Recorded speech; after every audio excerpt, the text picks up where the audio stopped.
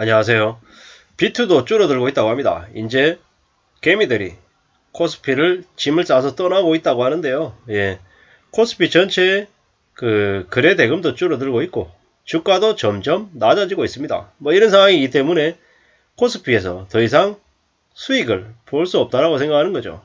실제로 주식이 호황일 때도 20대, 30대들은 다른 연령대에 비해서 수익률이 저조했습니다. 뭐 좀 더 공격적으로 좀 더 많은 돈을 벌어보겠다고 많은 활동들을 했지만 실제로 결과는 좋지 못했다라는 거죠. 지금처럼 주가가 우두두 떨어지고 있는 시점에는 뭐 손해는 더 심했죠. 2030들 개미들이 가장 많이 투자한 게 뭐 네이버, 카카오, 삼성전자 이런 주식이었습니다. 뭐 국민 주식이다. 뭐 국민 주식이다라고 얘기하면서 삼성전자를 엄청나게 사댔더랍니다. 뭐 대한민국에 500만 명, 600만 명이 삼성전자 주식을 가지고 있다라고 얘기하니 뭐 말 다 한 거죠. 그런데 2030들 이들의 비트는 결말이 정해져 있는 것 같습니다. 10년 전만 해도 그들은 학생이었습니다. 공부 열심히 하던 학생이었던 거죠. 그랬던 이들을 정권사에서는 뭐라고 부르냐면 호구라고 부릅니다.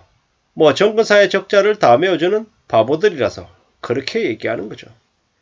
뭐 부동산으로 재산 증식할 수 있는 기회가 있던 윗세대에 비해서 없다고 얘기하면서 주식에 더 매달립니다. 뭐 좀 더 공격적인 사람들은 코인을 했고 그나마 상대적으로 덜 공격적인 사람들이 주식을 했다라고 보면 될 것 같습니다. 뭐 주식을 안 한 사람들이 없는 거죠. 20대 절반가량이 주식을 했다고 하니까 말 다 한 거죠. 20대가 무슨 돈이 있어서 그렇게 주식 투자를 했겠습니까? 뭐 거의 상당수는 빚을 내서 한 거죠. 뭐 기성세대에게 저항하고 박탈감을 느끼는 건 당연할 수 있죠. 그렇게 기성세대를 원망할 수 있습니다. 근데 그걸 자산 투자하는 데까지 대비시키는 건 좀 비약이죠.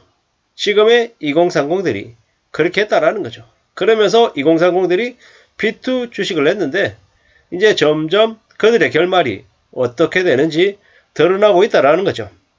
한동안 TV하고 유튜브에서 주식 투자를 권유하는 광고가 넘쳐났습니다.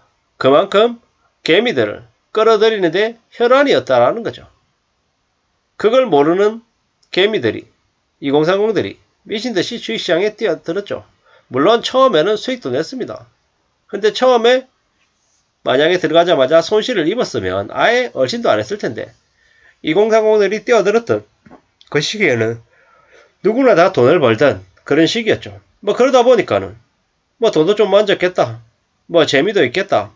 이대로만 가면 돈 버는 게 좀 수월해지겠다.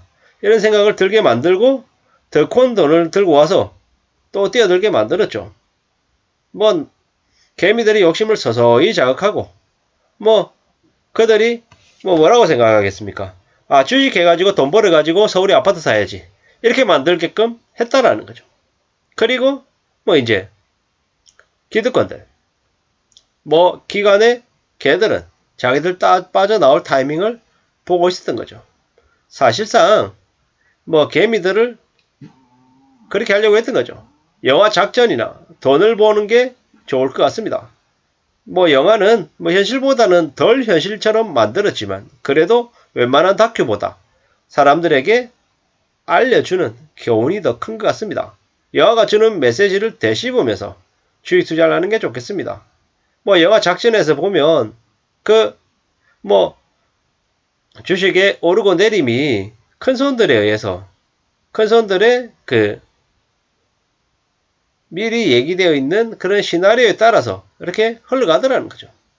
그런 걸 볼 때 개미들이 그 시장에 뛰어들어서 돈을 벌기란 정말 쉽지 않음을 영화를 통해서 알 수 있습니다. 뭐 개미들 전부 다 빚내서 들어가게 해서 폭락시킨 뒤 개미들 전부 다 몰락시키는 거죠. 뜬금없이 떨어지면 조사 들어오고 귀찮으니까 떨어질 만한 이슈에 일부러 맞춰서 떨어뜨리는 거죠. 그러면 아무도 뭘 할 사람 없기 때문인 거죠. 파티는 다 거기까지인 거죠. 파티가 끝나면 값비싼 청구서는 나옵니다. 그리고 지불해야 되는 거죠. 뭐 이번 그 주식시장에 뭐 호황이었을 때 흥청망청거렸던 2030 개미들이 그 청구서를 지불하는 대상이 되는 거죠. 지금은 주가가 2400 초입입니다. 그런데도 2030들이 뭐 아직도 희망을 내놓지 못하고 있는 사람들도 있지만 또 일부는 저렇게 짐을 사서 코스피를 떠난다라는 거죠. 그래도 지금이라도 코스피를 떠나는 개미들은 그래도 좀 더 현명한 개미가 아닌가라는 생각을 해봅니다.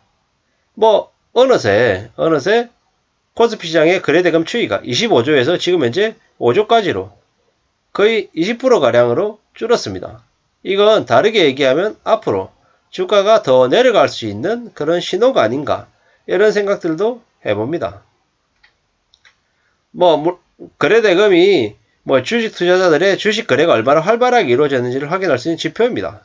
뭐 거래대금이 줄었다는 건 그만큼 투자 심리가 안 좋아졌다라고 봐야 되는 거죠.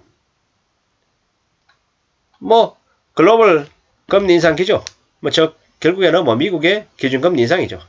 그리고 뭐 경기 둔화 이런 것들 때문에 이제 이렇게 된 겁니다. 뭐 거래량도 뭐 계속 줄어들고 있죠. 거래량도 뭐 현재 2억 8,300만 주로 집계됐답니다. 올 들어 최저치라고 합니다. 뭐 코스피도 코스닥도 마찬가지고요. 뭐 거래대금뿐만 아니라 투자자 예탁금도 줄어들고 있다고 하고 뭐 이래저래 뭐 계속 뭐 안 좋아지고 있는 걸로 보면 될 것 같습니다. 20조를 웃돌던 개인들의 투자 규모도 현재보다 그보다 더 적은 수준을 유지하고 있답니다. 뭐 9월 5일 기준으로는 한 19조 5천억 정도라고 하는데 뭐 이게 점점 더 줄어들지 않겠냐라고 보는 거죠. 뭐 이제 비투를 난 개미들이 제일 우려해야 될 사항은 반대매매죠. 반대매매가 뭡니까? 뭐 예를 들어서 대출을 1,000만원 냈어요. 대출을 1,000만원 내가지고 주식을 샀는데 그 1,000만원을 주고 산 주식 주가가 뭐 예를 들어 만원이었다고 치자고요. 근데 저게 만약에 5,000원이 되거나 7,000원이 되거나 금액이 일정 금액 이하로 내려가게 되면 그 주식을 팔아도 빚을 갚을 수 없는 상태가 되는 거잖아요. 그렇게 되면 자동으로 그냥 증권사에서 매도해버리는 거예요. 그 개미의 의도하고 상관없이. 뭐 그리고 부족한 금액은 더 채워야 되는 거죠. 근데 이제 주가가 이제 오를 때는 뭐 이렇게 비스도해서 이렇게 해도 그게 레버리지가 되지만 주가가 내려가는 상황에서는 쉽사리 쉽게 비투를 했다가는 뭐 주가가 떨어지면 떨어질수록 이제 갚아야 될 돈이 이제 더 커지는 거죠. 그렇기 때문에 부담은 2배 이상이 될 수도 있다는 걸 잊지 말아야 될 것 같습니다. 비투가 줄었다. 주가가 떨어지니까 코스피를 떠나는 개미들이 많아지고 있다. 이것 또한 또 하나의 경기 불황의 신호로 보면 어떨까라는 생각도 해봅니다. 감사합니다.